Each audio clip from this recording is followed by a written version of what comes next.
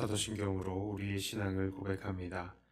전능하사 천지를 만드신 하나님 아버지를 내가 믿사오며 그 외아들 우리 주 예수 그리스도를 믿사오니 이는 성령으로 잉태하사 동정녀 마리아에게 나시고 본디오 빌라도에게 고난을 받으사 십자가에 못 박혀 죽으시고 장사한 지 사흘 만에 죽은 자 가운데서 다시 살아나시며 하늘에 오르사 전능하신 하나님 우편에 앉아 계시다가 저리로서 산자와 죽은 자를 심판하러 오시리라. 성령을 믿사오며 거룩한 공회와 성도가 서로 교통하는 것과 죄를 사하여 주시는 것과 몸이 다시 사는 것과 영원히 사는 것을 믿사옵나이다. 아멘. 찬송가 455장입니다.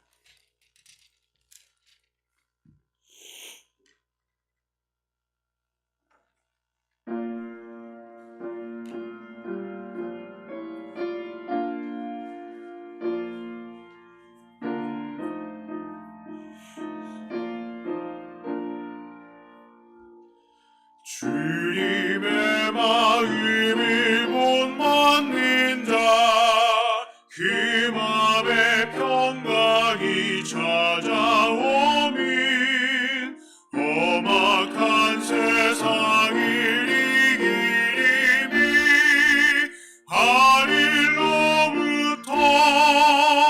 임함이로다.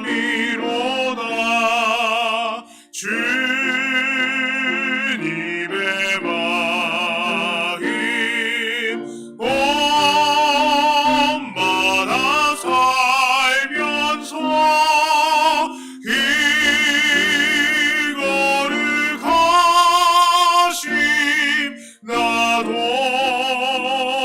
이루리.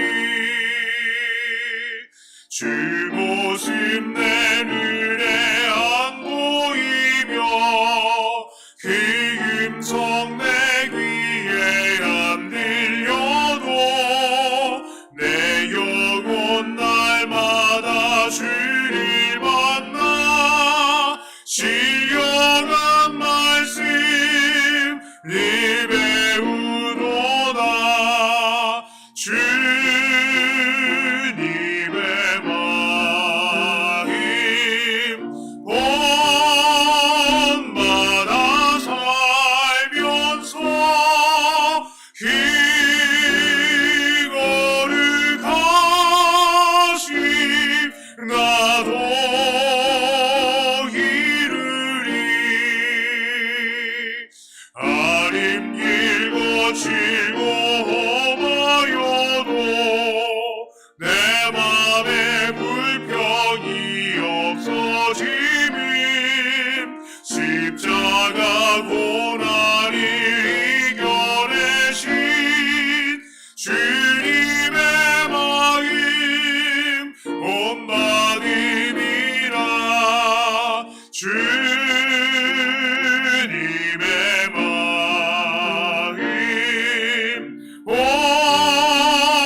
본받아 살면서 이거를 가심 나도 이루리.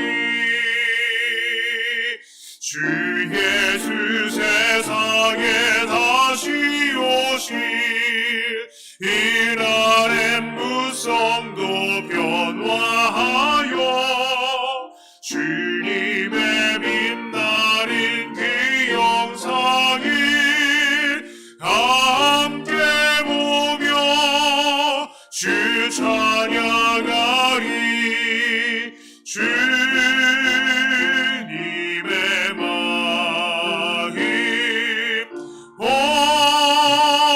본받아 살면서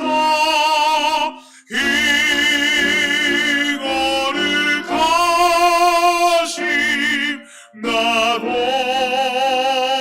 이루리.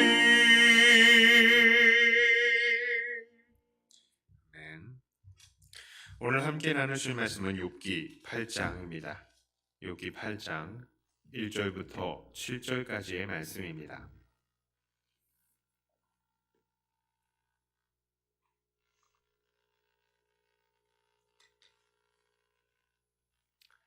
이 말씀을 제가 봉독해 올립니다. 수아 사람 빌닷이 대답하여 이르되 네가 어느 때까지 이런 말을 하겠으며 어느 때까지 네 입의 말이 거센 바람과 같겠는가? 하나님이 어찌 정의를 굽게 하시겠으며 전능하신 이가 어찌 공의를 굽게 하시겠는가?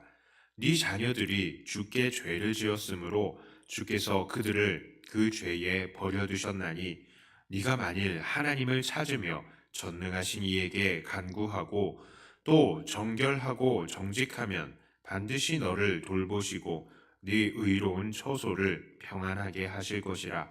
네 시작은 미약하였으나 네 나중은 심히 창대하리라. 아멘. 지난 6장과 7장에 걸쳐서 욥은 자기는 하나님 앞에 잘못한 것이 없는데 하나님께서 자기를 치셨으니 자기는 하나님께 나아갈 용기도 없고 또 하나님께서는 자기를 그렇게 신경 쓰시지 않을 것이다, 이렇게 말을 했습니다. 이것에 대해서 오늘 수아 사람 빌닷은 무엇이라고 말합니까? 첫째로 그는 하나님은 정의로우신 분이시다 라고 이야기를 합니다. 3절과 4절에 우리가 함께 읽었었지요. 하나님이 어찌 정의를 굽게 하시겠으며 전능하신 이가 어찌 공의를 굽게 하시겠는가?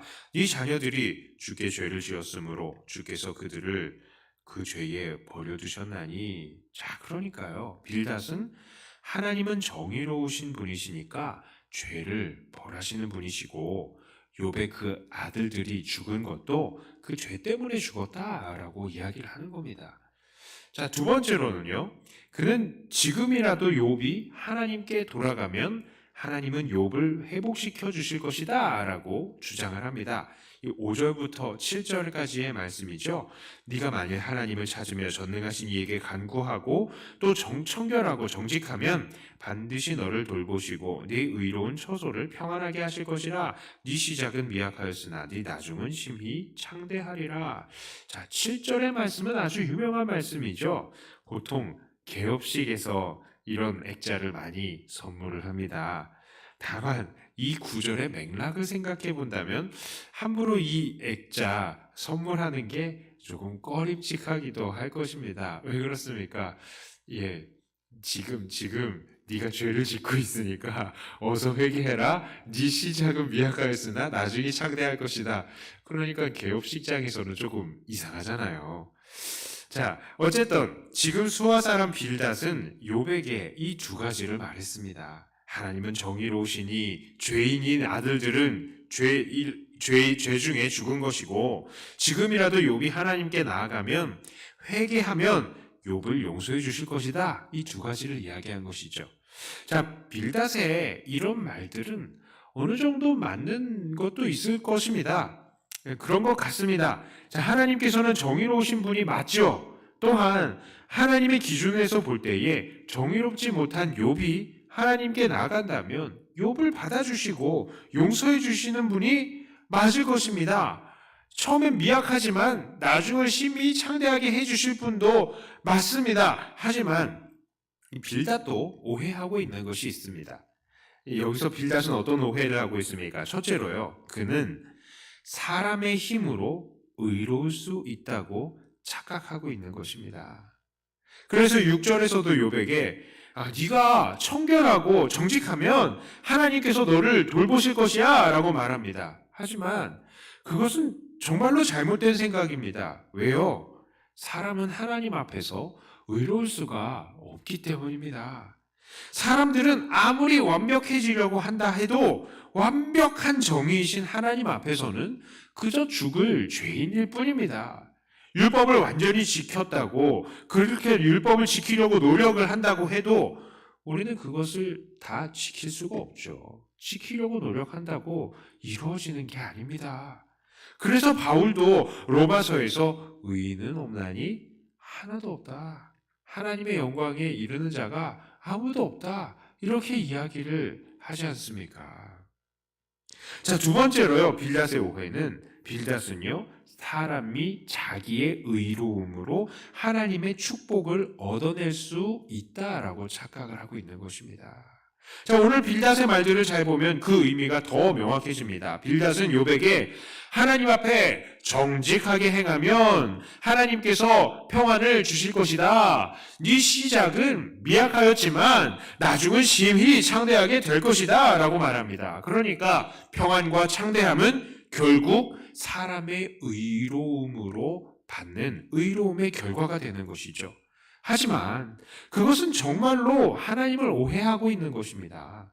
하나님은 보통 그렇게 의로운 사람들에게 복을 주시기도 하지요. 그러나 그렇게 사람이 받는 복들은 하나님께서 자비로우셔서 그렇게 해주시는 것이지, 사람이 의로워졌다고 그렇게 주시는 것이 아니라는 거예요. 사람이 의로워질 수도 없지만 의로워졌다고 하나님께서 어쩔 수 없이 복을 주셔야 하는 그런 것은 아니다라는 것입니다. 또한 우리의 이 복 중의 복, 이 구원은 어떻습니까? 특별히 구원이요. 사람이 완벽하게 의로워질 수도 없지만 그렇다고 의로워졌다고 하더라도 그렇게 해서 하나님께서 네가 의롭구나, 내가 어쩔 수 없이 너에게 구원을 줘야 되겠네, 이런 것도 아니라고요. 구원은 하나님께서 무조건적으로 택하신 자들에게 주시는 하나님의 선물인 것입니다. 자, 그렇다면 오늘 우리는 이러한 원리들을 가지고 우리가 어떻게 살아가야 될까요? 첫째로요, 우리의 의는 오직 예수 그리스도밖에 없다는 것을 우리는 고백하면서 살아야 합니다. 우리가 아무리 하나님 앞에 의로워지려고 한다 해도 우리는 완벽할 수가 없죠. 우리는 하나님께 복을 받을 조건을 갖출 수도 없고 도저히 하나님 앞에 설 수조차도 없는 존재들인 것입니다. 우리가 하나님 앞에 설 수 있는 조건은 한 가지밖에 없습니다. 바로 예수 그리스도의 은혜밖에는 없는 것입니다. 오직 그리스도의 은혜로 말미암아 우리는 하나님 앞에 의로움을 얻었습니다. 우리가 죄인임에도 우리를 의롭다고 칭해 주신 것입니다. 그것이 바로 칭의이죠. 그러므로 오늘도 우리는 예수님을 의지하면서 하나님 앞에 담대하게 나아가야 합니다. 우리를 의롭다고 칭해 주시는 하나님 앞에 하나님, 내가 예수님을 의지해서 담대히 나아갑니다. 오늘도 하나님 앞에 그 예수님 의지해서 담대히 나가시는 우리가 되어야 합니다. 두 번째로요, 우리는 모든 것이 하나님의 은혜임을 인정해야 합니다. 하나님으로부터 무엇인가를 받기 위해서 우리가 할 수 있는 것 아무것도 없는 것이에요. 하나님께서 약속을 물론 해주셨어요. 너희가 나를 경외하고 나를 잘 섬기면 내가 복 주겠다 약속을 해주셨습니다. 그러나요, 하나님께서 그렇게 약속을 해주셨다고 해서 하나님, 내가 이거를 지켰으니까 하나님께서 나에게 복을 주세요 라고 할 수 있는 입장이 우리는 아니라는 거예요. 왜냐? 우리는 아무리 하나님을 잘 섬기려고 한다 해도 그것이 하나님의 기준에 미칠 수 있는 것이 아니거든요. 그리고 하나님께서 주시는 것 다 은혜로 주시는 것이지, 우리가 그것을 하나님, 내가 조건 다 채웠으니까 주세요, 그럴 수 있는 입장이 아니라는 것입니다. 우리의 공로도 하나님께서 주시는 것들의 대가가 될 수가 없는 거예요. 모든 것들은 하나님의 은혜로우심으로 주어지는 것입니다. 하나님 앞에서는 우리가 잘난 것도 공로도 하나도 없습니다. 우리는 그저 하나님 앞에 엎드려서 간구해야 할 뿐이죠. 하나님, 나 된 것이 바로 하나님의 은혜입니다. 지금까지 나를 인도하신 분이 하나님의 은혜의 손길이었습니다. 앞으로도 하나님 그 은혜로 우리를 인도하여 주시옵소서라고 우리는 그렇게 엎드리며 하나님 앞에 고백해야 되는 거죠. 어디 하나님 앞에, 하나님, 내가 이렇게 약속 다 지켰으니까 복 주세요, 복 주실 수밖에 없을걸요, 주세요, 이런 태도가 아니라는 거예요. 자, 이제 말씀을 맺겠습니다. 오늘 이 말씀을 들으시는 분들 중에는 욥과 같은 고난 속에 계시는 분들도 있을 것입니다. 그리고 우리 한국교회도, 우리 민족도 바로 이런 고난 속에 있는 줄을 믿습니다. 바로 이럴 때에 우리는 무엇을 해야 합니까? 오늘도 예수님을 의지하여서 하나님 앞에 서고 하나님께로부터 받은 은혜에 감사하면서 그 은혜에 우리를 맡겨드려야 하는 것입니다. 이러한 삶으로 날마다 하나님의 은혜의 열매만 맺으시는 저와 여러분들이 다 되시기를 주님의 이름으로 축복합니다. 기도합니다. 하나님 아버지, 사람이 하나님 앞에 의롭다고 한들 얼마나 의로울 수 있겠습니까? 하나님의 율법을 다 지켜보려고 하지만 그 모든 것들을 다 지켜낼 수 없는 우리는 미약한 존재들이고 우리는 그런 죄인들입니다. 하나님 앞에 온전히 서기가 너무나 부끄러워서 우리가 설 수가 없는데 우리가 그것을 할 수 있는 방법을 우리에게 허락해 주셔서 감사합니다. 바로 예수 그리스도의 은혜로 우리가 오늘도 부끄럽지만 하나님 앞에 담대히 섭니다. 날마다 예수님 의지하면서 예수님의 의로 하나님께 나아가는 우리들이 되게 해 주시옵소서. 또한 하나님, 우리가 하나님으로부터 모든 이 복을 받을 수 있는 조건은 아무것도 없다는 것을 우리가 또한 고백하고 하나님께 나아갑니다. 하나님은 늘 우리에게 모든 것들을 은혜로 허락하시는 분이심을 우리가 믿고 하나님께 겸손히 엎드립니다. 지금까지 우리를 은혜로 인도하신 하나님, 앞으로도 우리를 은혜로 인도하여 주시옵소서. 우리가 어려움 가운데 있고 또 낙심하는 환경 가운데 있을지도 모르겠지만 그 모든 것들도 하나님의 은혜의 손길과 은혜의 계획 가운데 있다는 것을 깨닫고 하나님, 우리에게 더 좋은 것들을 은혜로 주실 줄을 믿고 하나님 앞에 겸손히 엎드리며 오직 감사와 찬송을 올립니다. 우리를 사랑하시고 우리에게 가장 좋은 것을 주시는 하나님께서 모든 것들을 지금까지 은혜로 인도하셨듯 앞으로도 은혜로 인도하여 주실 줄을 믿고 그 은혜의 손길에 우리를 맡겨드립니다. 주님, 우리를 인도하여 주시옵소서. 하나님, 오늘 고통을 당하고 있는 여러 성도님들을 위해서도 축복합니다. 이 어려운 환경 속에서 하나님께서 무엇을 주실지 또 기대하고 기도하는 귀한 성도들 되게 해주시고 그러한 겸손한 엎드림 속에서 하나님 은혜로 함께 하시고 회복시켜 주시고 건강을 새롭게 하여 주시고 모든 환경들도 하나님 은혜로 개선시켜 주시옵소서. 이 시간에 함께 기도하는 동안에도 아버지 하나님께서 은혜로 함께 하여 주실 줄을 믿고 우리가 또한 깨닫고 하나님 앞에서 우리가 무엇을 해야 될지 또 얻어가는 시간이 되게 해 주시옵소서. 감사드립니다. 우리 주 예수님 이름으로 간절히 기도 드리옵나이다. 아멘. 하늘에 계신 우리 아버지여, 이름이 거룩히 여김을 받으시오며 나라의 임하옵시며 뜻이 하늘에서 이루어진 것 같이 땅에서도 이루어지이다. 오늘날 우리에게 일용할 양식을 주옵시고 우리가 우리에게 죄 지은 자를 사하여 준 것 같이 우리 죄를 사하여 주옵시고 우리를 시험에 들게 하지 마옵시고 다만 악에서 구하옵소서. 대개 나라와 권세와 영광이 아버지께 영원히 있사옵나이다. 아멘.